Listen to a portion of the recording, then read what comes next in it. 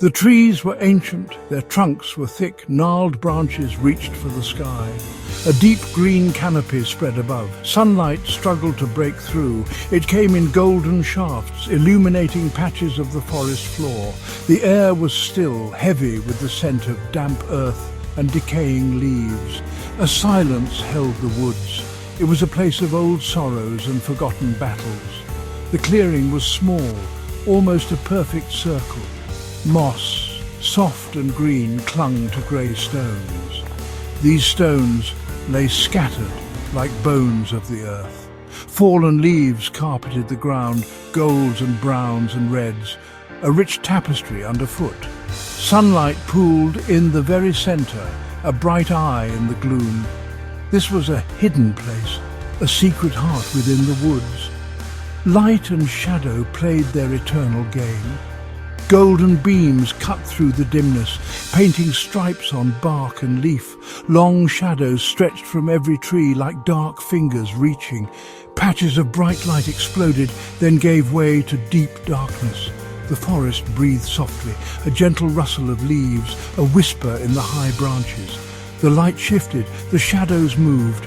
Everything was alive. Tension began to build.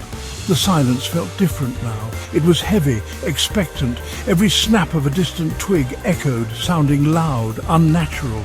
The ancient woods seemed to watch, their leafy eyes unblinking, waiting. Something was about to happen. A storm was gathering, not of rain, but of violence. The very air grew cold, as if a grave had opened nearby. The first man stepped into the light. He was a large man, broad in the shoulder. Muscles rippled beneath his weathered skin. His black beard was long, carefully braided.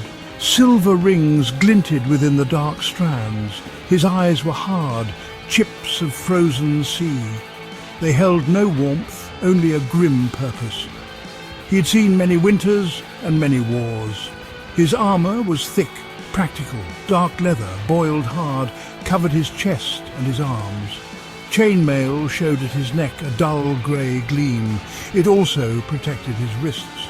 A heavy belt, wide and strong, cinched his waist. Its buckle was plain iron. He looked like a bear, ready to stand his ground, to fight, to die if he must. The second man was different. He was leaner, built for speed, not for brute force. His hair was close-cropped, the colour of sand. It clung tightly to his skull. His eyes burned with a fierce light, an inner fire. He moved like a hunting wolf, silent, graceful, deadly. His youth was deceptive. There was old knowledge in his gaze. His armour offered less protection, but more freedom. Supple leather dyed a deep black covered his torso. It allowed for easy movement, quick turns, swift strikes. A mail shirt was visible beneath, protecting his chest and shoulders. He wore no helm.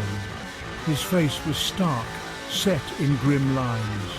He was ready for the dance of death. His every nerve seemed to sing with anticipation.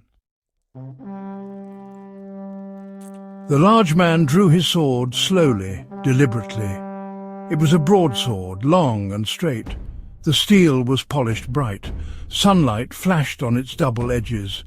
It was a heavy blade, made for cleaving shields and shattering bones. It was a weapon of brutal power, for ending fights quickly and decisively. He looked at its edge. He held it in two hands. His grip was sure, familiar. The sword felt like an extension of his own strong arms. He planted his feet firmly on the soft earth, a mountain of a man, rooted, immovable. He was ready to unleash its fury. His breath misted in the cool air. The forest waited. The lean man's weapon appeared as if by magic, a scimitar. Its blade was curved, graceful as a striking serpent. Its edge looked razor-sharp, honed to a wicked keenness. Light danced along its polished curve. It seemed to hum softly in his hand, a whisper of swift death. This was a blade for quick cuts, for finding gaps in armor, for bleeding an enemy dry. He held the scimitar in one hand. His stance was fluid, balanced. He was poised on the balls of his feet, ready to strike or to parry, to flow like water around his foe. His style was speed and deadly precision. The scimitar was light in his grasp, an extension of his will. He let its tip trace a small circle in the air, testing its balance, feeling its song. The fight began without a word, without a signal. A sudden, explosive movement. The lean man lunged, the scimitar a silver blur. The broadsword rose to meet it. A deafening clang shattered the forest's peace. Sparks flew like angry fireflies, dancing in the dappled light. Shadows writhed and stretched, mimicking the warrior's deadly dance. The battle was joined. The broadsword fell, a brutal arc of heavy steel. It whistled through the air. It sought to crush, to break, to end the fight with one terrible blow. The big man roared, a sound of pure animal fury. His strength was immense. The ground seemed to tremble with the force of his attack. The scimitar met the crushing blow. A shower of more sparks. The lean man swayed back. He was quick, agile as a cat. His blade deflected the force, not meeting it head-on. Then he darted in, his own blade a silver snake, lashing out, aiming for flesh, for an unguarded opening for a quick, decisive end. His movements were a blur. Sweat dripped from their brows. It stung their eyes.